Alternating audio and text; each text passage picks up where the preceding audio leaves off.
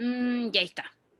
Ya, chiquillos, volviendo a lo que estábamos hablando, les decía que el objetivo principal de hoy día de esta clase tiene que ver con conocer las características de las transformaciones de la materia. ¿Ya? No solamente la materia cambia de estado, de, por ejemplo, sólido a líquido, líquido a gaseoso, etcétera, sino que se transforma a nivel molecular, ¿ya? Tiene transformaciones químicas y físicas también, ¿ya? Y que eso es principalmente lo que vamos a revisar hoy, ¿ya? Entonces, ¿por qué es importante estudiar las transformaciones de la materia? Principalmente, chiquillos, porque todo lo que nos rodea en algún momento, en cierto momento, ¿cierto? Presenta transformaciones, ¿ya? Los cuerpos, por ejemplo, si nos vamos directamente a algo más cotidiano, cuando nosotros estamos cocinando, bueno, los papás en este caso, cuando los papás están cocinando, esos objetos, por ejemplo, no sé, fideo, etcétera, están experimentando transformaciones en su materia. Ya no están cambiando de estado, sino que están presentando transformaciones. Ya cualquier material de uso cotidiano presenta transformaciones. Ya recuerden que una transformación no es un cambio de estado, sino que en este caso eh, es algo que cambia radicalmente desde sus pequeños átomos. ¿Ya? Sí. Tía, ¿es verdad que los seres humanos ocupamos el 10% del cerebro? No sé a qué viene esta pregunta, pero de hecho me acuerdo que una vez lo hablamos en una clase y yo les mencioné que eso es un mito. El ser humano no ocupa el 10% del cerebro, ocupa el 100%. Nosotros ocupamos toda la capacidad de nuestro cerebro, ¿ya? Está científicamente comprobado a que es así a través de esta imagenología, que son como estudios cerebrales, ¿cierto? Como escáner. Se ha Profe, comprobado que es así. Dígame, no sé quién me está hablando, y dígame. si sería así, ¿cómo a veces a uno se le olvida cosas primarias, como a veces se le olvida hasta multiplicar a uno? Ya, mira, puede ser por dos factores. El primer factor que existe y que es a nivel general es que el cerebro, chiquillos, tiene un mecanismo en donde tiene que olvidar sí o sí, tienes que olvidar, ¿ya? Porque si no, si tú recuerdas todo, esto te puede producir un colapso y obviamente ese colapso, digamos, cerebral en pensamiento, ¿cierto? Te puede producir distintas enfermedades psicológicas como estrés, depresión, porque tú recuerdas tantas cosas que obviamente produces un estrés en tus pensamientos, en tu cabeza, ¿cierto? Entonces, esa es una de las explicaciones. Y otra explicación es porque olvidas de repente, porque principalmente cuando tú estudias o cuando conoces algo, no le tomaste quizás la real importancia de lo que tenía o en su momento, en vez de aprenderlo, ¿sí? En vez de que en tu cerebro se quedara grabado, ¿sí? Lo que ocurrió es cuando tú lo intentaste aprender, lo memorizaste, ¿ya?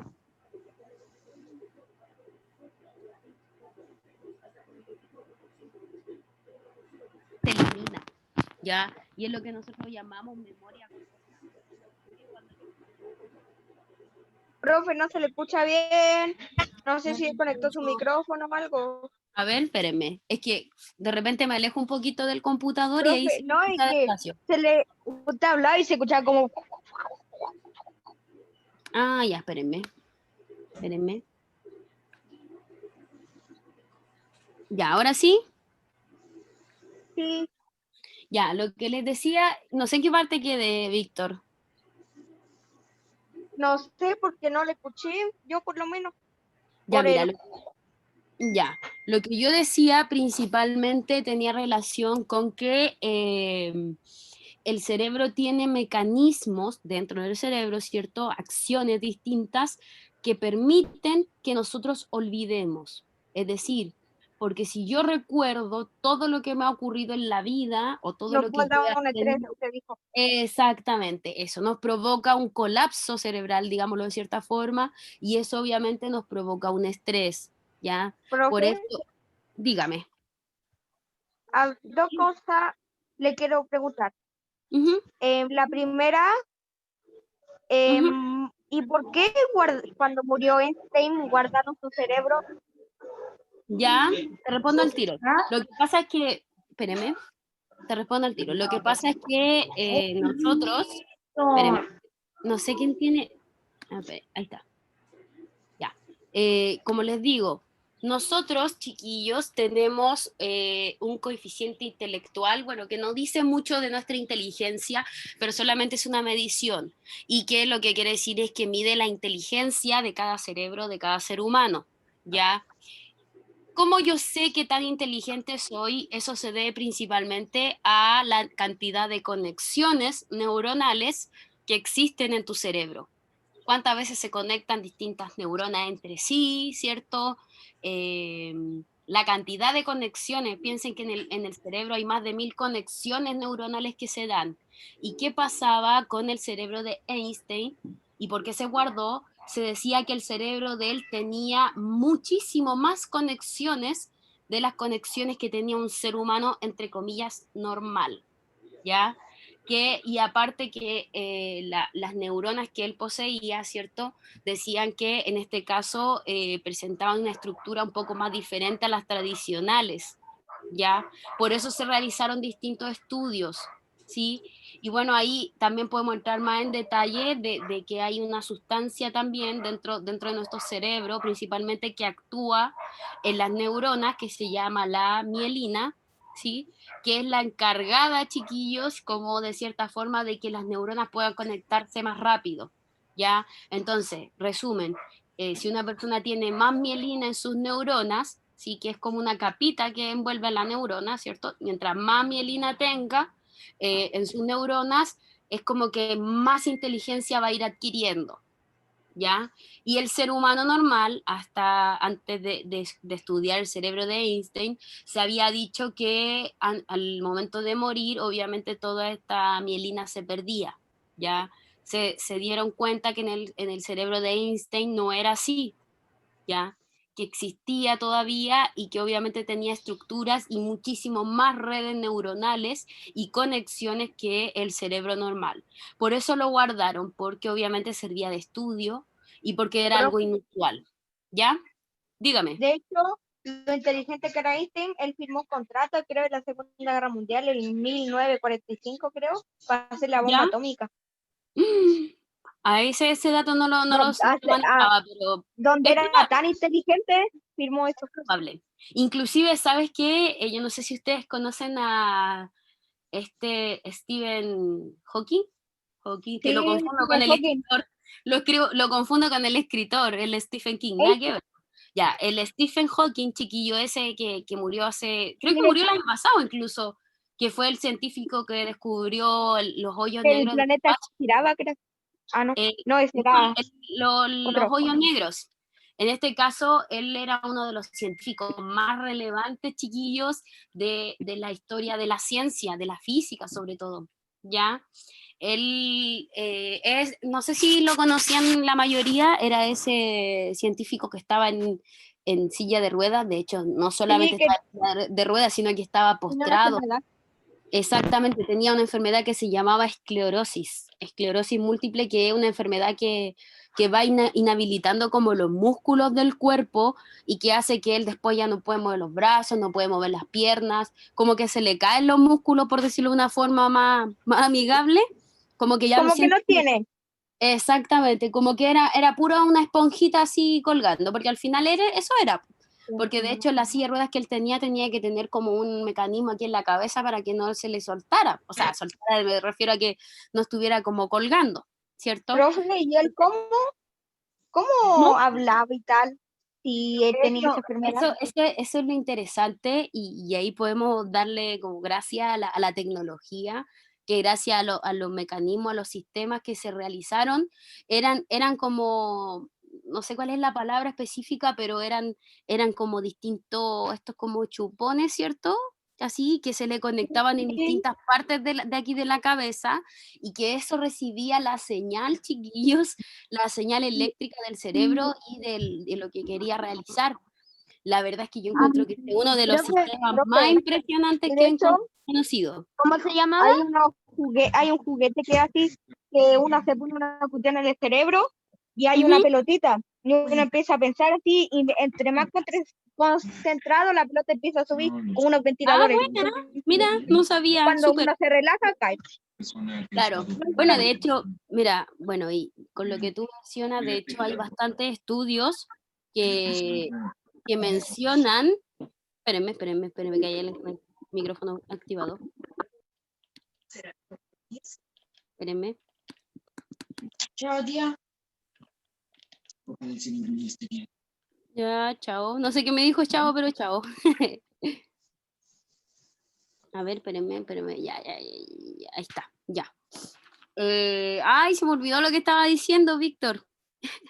¿Cuál era la otra pregunta? Ah, ya, yo estaba, espérame, para Ya me ha sintetizar. dicho esto Espérame, del claro, estaba juguete. hablando de Stephen Hawking. Para sintetizar, se dice que el cerebro de Stephen Hawking presentaba las mismas características que tenía el La de cerebro de Einstein. Einstein. Exactamente. Que han Yo sido, dije eso de Einstein porque el muñequito que está ahí se parece harto. de hecho, es Einstein. Siempre lo ¿Sí? coloco, sí, es Einstein, Ah, y siempre lo coloco, chiquillos, porque, bueno, obviamente todos sabemos que fue uno de los personajes más importantes para la ciencia en general, sobre todo para las ciencias físicas, ¿y él ¿ya? cuándo murió, profe? Ay, sí que no tengo idea, no lo sé. Pero tampoco, a ver, espérame, tampoco murió así hace tampoco tanto tiempo, o sea, debe haber muerto, a ver, espérame, te digo el tiro. Y ahí seguimos, espérame.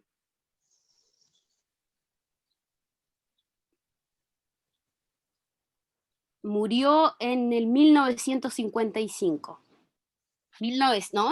Bueno, o sea, tampoco eso fue hace poco, pero tampoco es tanto tiempo atrás, ¿ya? Igual es poco tiempo hasta ahora, históricamente es poco Como tiempo.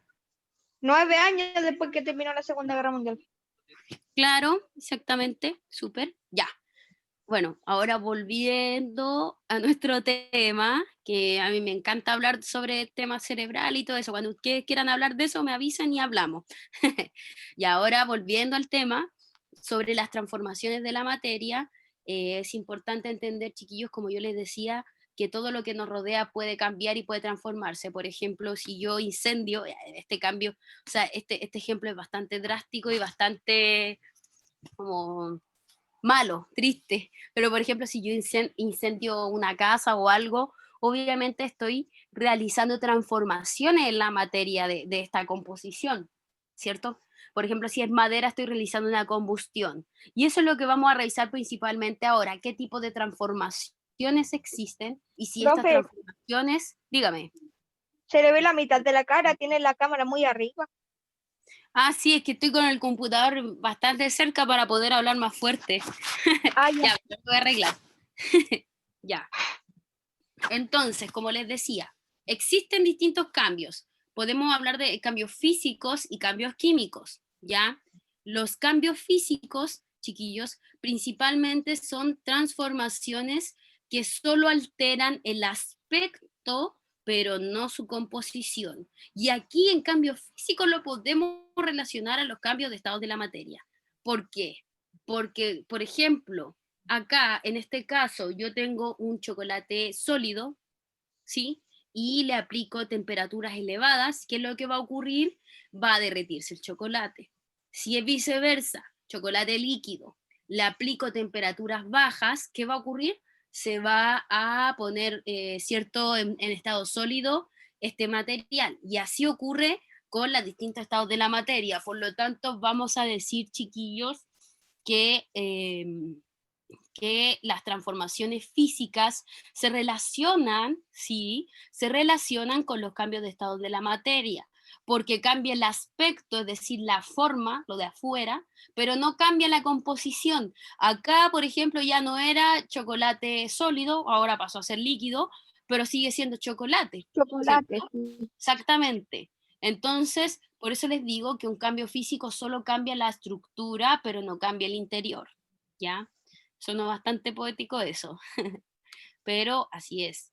Otro ejemplo de cambios físicos, por ejemplo, la formación de Profe, mezclas.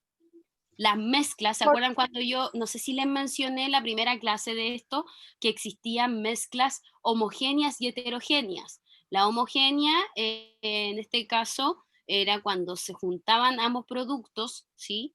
Y las heterogéneas era cuando se juntaban pero no se mezclaban, ¿ya? Por ejemplo, acá sale un ejemplo, vale la redundancia, de Profe, mezclas heterogéneas. Dígame, Jorge Muñoz le está hablando ¿en serio? ¿En dónde? en el chat. ¿En el chat? Ah, ya, lo veo al tiro. Que estaba pegada viendo la pantalla. Ya, a ver. Hay unas sillas que para los mudos, que con un pin puede decir algunas palabras. Sí, Jorge, exactamente. Y que es parecida a la que usaba Stephen Hawking. Como puede decir algunas palabras como pueden decir una... Ya, perfecto. Ah, sí, Jorge, exactamente. Exactamente, y son bastante parecidas a la, como te digo, a la de Stephen Hawking, ya que al final, chiquillos, lo que se hace con esa silla es más que nada un análisis medio neuronal, medio cerebral, ¿ya? Ay, me escucho con eco. Ahí sí, ya. Volviendo aquí al tema de los cambios físicos, yo les contaba que acá existía un cambio de estado de la materia que era, eh, por ejemplo, acá de líquido a gaseoso, ya la evaporación, pero también teníamos que las mezclas heterogéneas, que son las que no se juntan. Fíjense acá, el agua no se junta con la tierra, si bien el agua cambia un color, su aspecto, ¿cierto? Ya no es tan clarita, sino que ahora es más oscura. Pensé que era Pero Coca-Cola. no, el agua sigue siendo agua en este ejemplo, chiquillos. Sigue siendo agua, ¿ya? No importa que cambie el color, sino porque es algo físico, sigue siendo él. Por ejemplo, voy a dar un ejemplo más cotidiano. No sé, yo me tiño el pelo de color azul, ¿cierto? Me tiño el pelo de color azul, eso es un cambio físico, porque yo sigo siendo en mi interior, ¿sí? Por dentro la misma persona, sigo siendo la profesora María José, con ciertas características, Como etc. cuando se cambian el nombre. Exactamente, Me es puse algo tal nombre, físico, pero por dentro soy la misma persona. exactamente, es algo físico, es algo exterior, no es algo que cambia tu estructura interna, ¿ya? Por eso es importante. Espérenme, déjenme arreglar la cámara. Ahí sí. Ya, sigamos. Otra vez le habla Jorge, profe. Ya, lo veo al tiro, lo veo al tiro. Jorge. Pueden ser ahí la coca. Jorge. Sí, puedes decir todo lo que quiera. Si quieres le doy la palabra, a ver. Déjame buscarte. ¿Dónde está? Jorge. Ahí sí. Lo escucho, Jorge. Jorge. Tiene el micrófono activado ahora. Se me olvidó, dijo en el chat. Ah, ya. Ya, bueno. Se acuerda y me lo dice. Jaime tenía la mano arriba. Jaime. Jaime. Por ahí. Dice que Jaime. no puede hablar, profe. Ah, ya.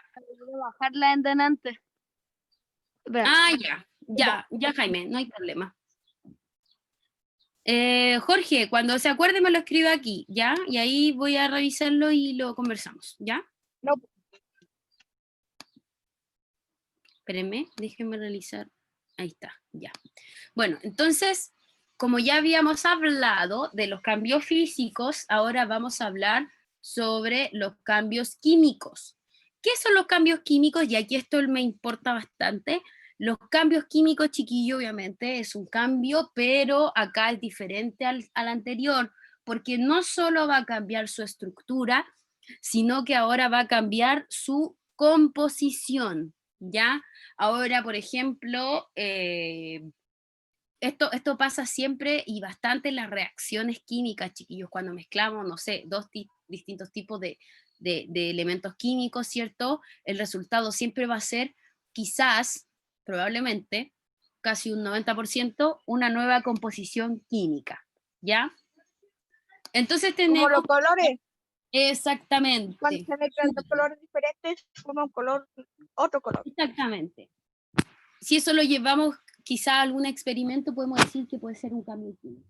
Porque los cambios químicos, chiquillos, son transformaciones alteraciones de la composición interna de un objeto, ¿ya? Es decir, van a cambiar sus propiedades.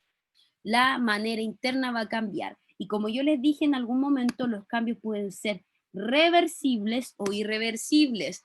Cuando hablo de cambios reversibles es que el cambio que yo hice después puedo aplicar algún método o una metodología o algún mecanismo y puedo volver a tener lo que yo tenía en un inicio.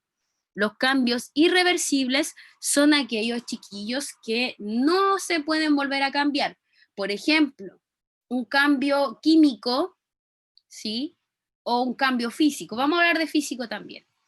Un cambio físico irreversible. Por ejemplo, tengo una hoja de papel y la quemo. ¿Puede una hoja de papel volver a ser como era antes después de ser quemada? Probablemente no. No es probable. Exactamente, no es probable de que vuelva a ser como era antes, porque tuvo un importante cambio en su estructura. ¿Ya? Ejemplos de cambios químicos, chiquillos. Y uno de los principales cambios químicos y que nosotros conocemos bastante es la oxidación, ¿ya? La oxidación, chiquillos, en este caso tiene que ver cuando existe, entre comillas, decirlo de cierta forma, una pérdida de electrones del material, y en este caso la oxidación da, por lo general, en materiales de metales, ¿cierto? Se combinan distintos elementos químicos, por ejemplo, el oxígeno y el agua, ¿sí? Y producen esta alteración en la parte de afuera. Pero recordar que la oxidación es un cambio químico. ¿Por qué? Porque va, en este caso, a perturbar el cambio, la estructura interna del objeto, ¿ya? El objeto no va a ser nunca más como era en un principio. Sí, Jorge, dígame nomás, escríbalo nomás, lo leo. Otro cambio químico, chiquillos, que bueno, ya le había dado el ejemplo, tiene que ver con la combustión, ¿ya? La combustión, recuerden que es cuando yo quemo algo, por ejemplo, una combustión es cuando enciendo un fósforo, ¿sí? Una combustión tiene que ver con la liberación de energía, en este caso, ¿ya? Se libera material calórico y se libera oxígeno. Profe, creo que está tapando el micrófono con el dedo porque se le escucha. ¿En serio? Yo creo que es porque me alejo, chiquillo. No sé dónde está el micrófono aquí en este computador. Ya, pero bueno. Vamos a tratar de... Ya, espera, me voy a hacer otra cosa ahí. Voy a tratar de que se escuche. Bueno, entonces ahora yo les tengo lo que es los cambios químicos con relación a la fermentación, y esto, chiquillos, es bastante común que nosotros lo veamos, ¿ya? Que es cuando, por ejemplo, voy a decirlo entre comillas, las frutas se pudren, ya lo digo entre comillas porque el nombre específico es la fermentación, pero lo digo así para que ustedes puedan comprenderlo de mejor manera. ¿Por qué es un cambio químico? Porque obviamente y a simple vista ocurre una transformación en su capa externa, ¿sí? Obviamente esto va a producir cambios en su interior también. Ya yo no sé si ustedes alguna vez han tenido la mala suerte de comer alguna naranja que esté así como fermentada o una manzana o algo, son bastante malas. Pierden las propiedades esenciales, ¿ya? A ver, si el óxido nos afecta, como romper la piel de óxido nos afecta, ¿se puede? No entiendo.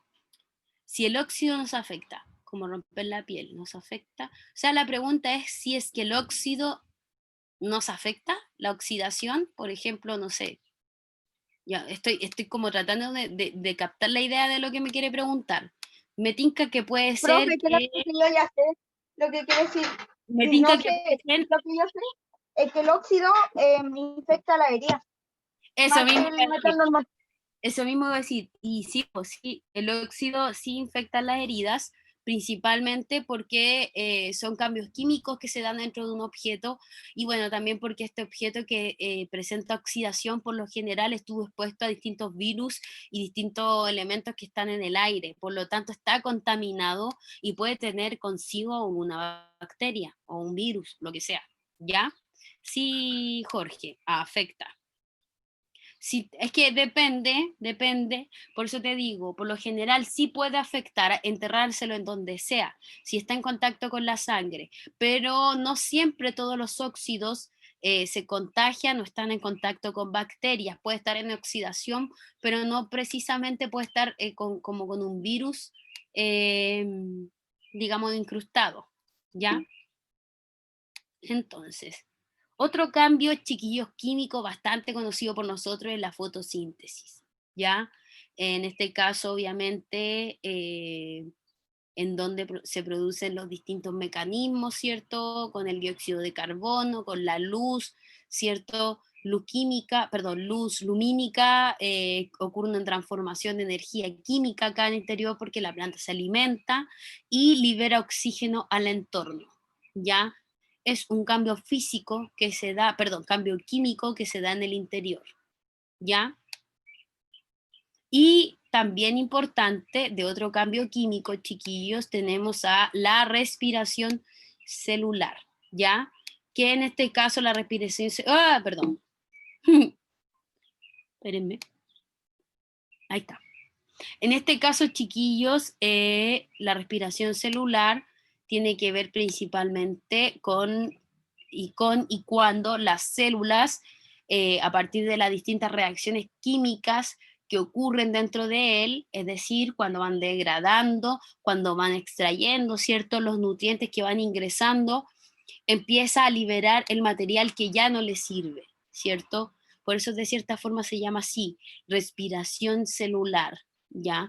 Porque elimina lo que nos sirve y en este caso adquiere como una nueva, digamos como que se renueva, ¿ya?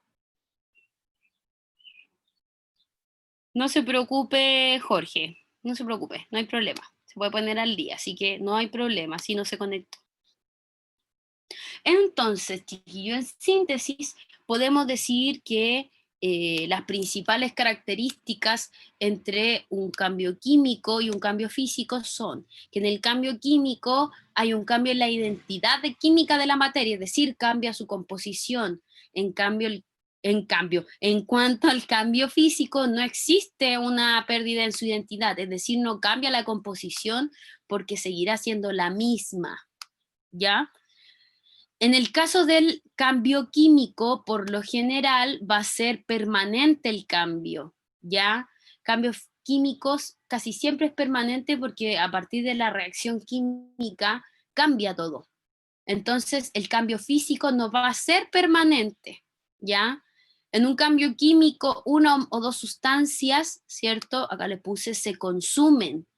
Una o más sustancias se forman, se libera o se absorbe energía y acá tenemos dos conceptos en común. En el cambio físico también puede absorberse y liberarse energía, ¿ya?